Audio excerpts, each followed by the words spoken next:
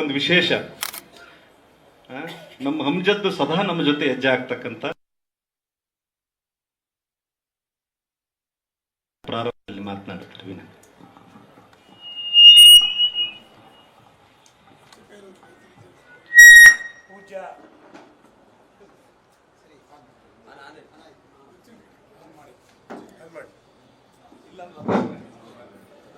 ಪೂಜ್ಯ ಗುರುಗಳಲ್ಲಿ ನಮಸ್ಕರಿಸುತ್ತಾ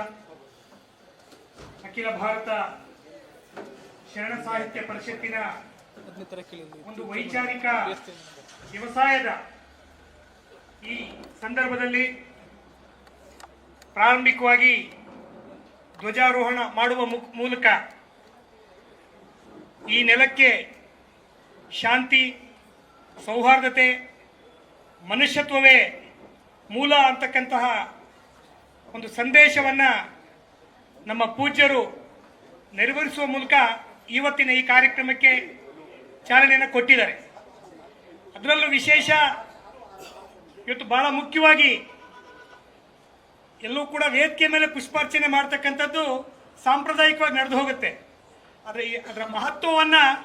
ಒಂದು ಸ್ಪಷ್ಟೀಕರಿಸಬೇಕು ಅಂತಕ್ಕಂಥ ಹಿನ್ನೆಲೆಯಲ್ಲಿ ಶ್ರೀ ಶರಣ ಗುರು ಬಸವಣ್ಣನವರ ಒಂದು ಭಾವಚಿತ್ರ ಹಾಗೂ ಭಾರತದ ಸಂವಿಧಾನದ ಪ್ರತೀಕವಾಗಿ ಸಂವಿಧಾನದ ಪೀಠಿಕೆಗೆ ಪುಷ್ಪಾರ್ಚನೆ ಮಾಡುವ ಮುಖಾಂತರ ಇವತ್ತಿನ ಈ ಕಾರ್ಯಕ್ರಮದ ಸಾರಸತ್ವ ಏನು ಅಂತಕ್ಕಂಥದ್ದನ್ನ ಪ್ರತಿಬಿಂಬಿಸಲಿಕ್ಕೆ ಈ ಒಂದು ಕಾರ್ಯಕ್ರಮ ಆಯೋಜನೆ ಆಗಿದೆ ಅಂತಕ್ಕಂಥದ್ದು ನಾನಾದರೂ ಭಾವಿಸಿದ್ದೀನಿ. ಬಂಧುಗಳೇ, ತಮಗೆಲ್ಲ ಗೊತ್ತಿದೆ,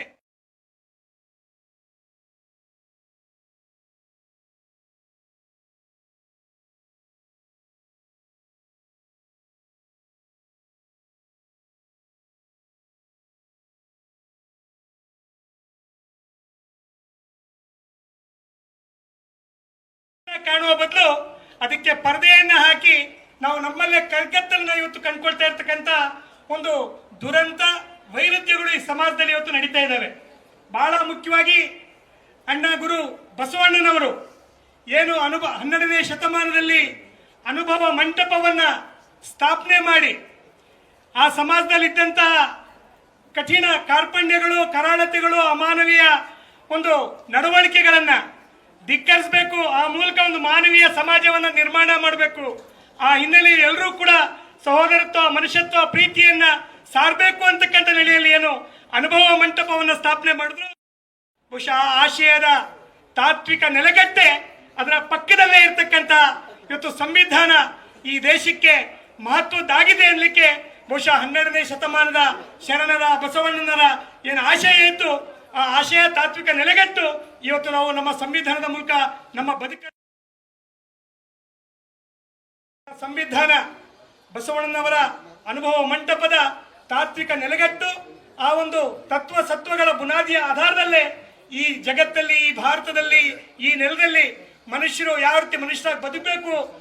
ಅಸಮಾನತೆಯನ್ನು ತೊಡೆದು ಸಮಾನತೆಯನ್ನು ಕಾಣಬೇಕು, ಲಿಂಗ ಭೇದವನ್ನು ಮರೆತು ಪರಸ್ಪರ ಹೆಣ್ಣು ಗಂಡು ಅಂತಕ್ಕಂಥ ಸಮಭಾವ ಚಿತ್ತದಿಂದ ಬದುಕನ್ನು ನಡೆಸಬೇಕು ಅಂತಕ್ಕಂಥ ಒಂದು ಆಶಯ ಇತ್ತು. ಆಶಯವನ್ನ ಸಕಾರಗೊಳಿಸಲಿಕ್ಕೆ ಇವತ್ತು ಆರಂಭ ಆಗಿರ್ತಕ್ಕಂಥ ಈ ಒಂದು ಕಾರ್ಯಕ್ರಮದಲ್ಲಿ ಪಾಲ್ಗೊಂಡು ನಾನಾದರೂ ಕೂಡ ನನ್ನ ಅಂತರ್ಯವನ್ನು ಕೂಡ ಶುದ್ಧೀಕರಣ ಮಾಡ್ಕೊಳ್ತಾ ಈ ಜಗತ್ತನ್ನ ಬೆಳಕಿನ ದೃಷ್ಟಿಯಲ್ಲಿ ನನ್ನ ಕ್ಷಿತಿಜಗಳು ಕೂಡ ಒಂದು ಬೆಳಕಿನ ಕಿಂಡಿಗಳಾಗಿ ಇವತ್ತು ಮಾರ್ಪಡಿಸ್ಕೊಳ್ಬೇಕು ಅಂತ